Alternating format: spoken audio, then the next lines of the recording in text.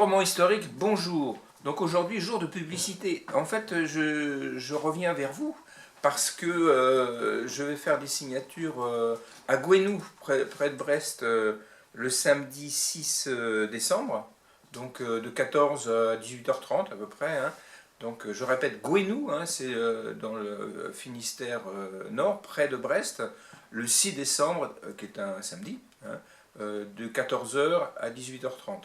Également, donc le 20 décembre à Carhaix, en Centre-Bretagne, hein, la capitale culturelle de la Bretagne, enfin Bretagne bretonnante.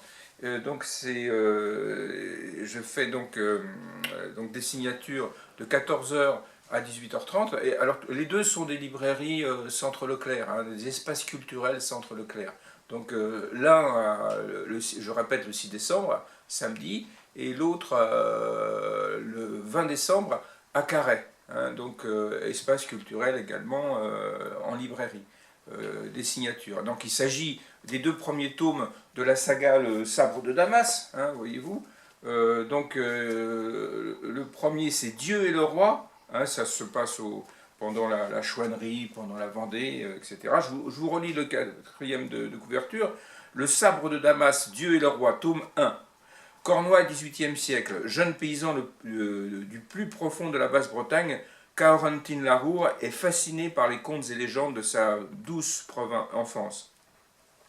Quand il ne travaille pas à la ferme, ses pensées vont à la jeune aristocrate Louise de Kerguelen, dont il est secrètement amoureux. Mais la paix qu'il a toujours connue prend brutalement fin. Une dispute entre un bourgeois propriétaire de leur ferme et le père de Caorentin les pousse, lui et sa famille, à l'exil. Ils pensent pouvoir prendre un nouveau départ sur l'île Saint-Nicolas, mais un terrible drame bouleverse leur vie. Pour se reconstruire par d'autres choix, Caorentin et son père doivent à nouveau partir. De sombres événements les guettent alors, depuis le soulèvement de Fouesnant jusqu'à la terrible guerre de Vendée.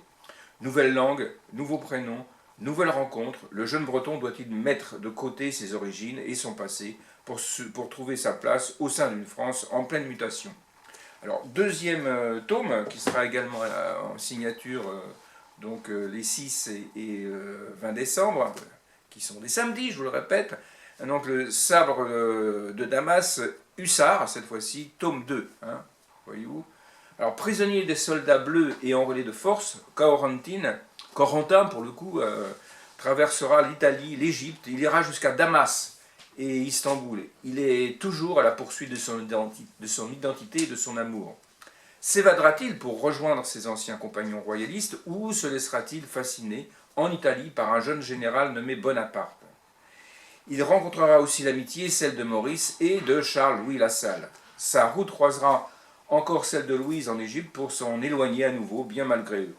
Une suite incroyable d'événements le conduira à traverser la Méditerranée et à revenir en Bretagne où il espère bien rester pour toujours sans avoir à reprendre les armes. Voilà, donc ça c'est le tome 2, et alors il y en aura d'autres, hein, parce que j'ai déjà écrit 3 autres, donc ça fait 5 au total, mais il y en aura 8 en principe dans le projet. Le troisième sera La Société des Altérés, c'est toujours le Sabre de Damas, c'est une saga, hein. La Société des Altérés, livre 3, enfin tome 3. Ensuite, il y aura Joseph Stobański, alors comme son nom l'indique, ça se passe en Pologne, hein. Donc c'est le tome 4, et puis il y en a un 5e, et puis je commence à écrire le 6e. Voilà, pour ceux qui sont intéressés par la suite des événements. Voilà, voilà.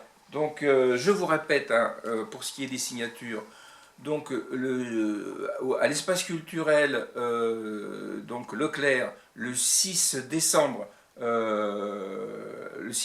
c'est ça, voilà, ce qui est un samedi. Ensuite, le 20 décembre, à l'espace culturel Carhaix, donc c'est un samedi aussi, le 20 décembre. Voilà. Je vous souhaite une bonne semaine à tous et je vous dis à très bientôt. Alors pour un sujet cette fois-ci qui n'aura rien à voir avec le Sabre de Damas, hein, le Sabre de Damas, je vous donne rendez-vous la semaine prochaine. À très bientôt.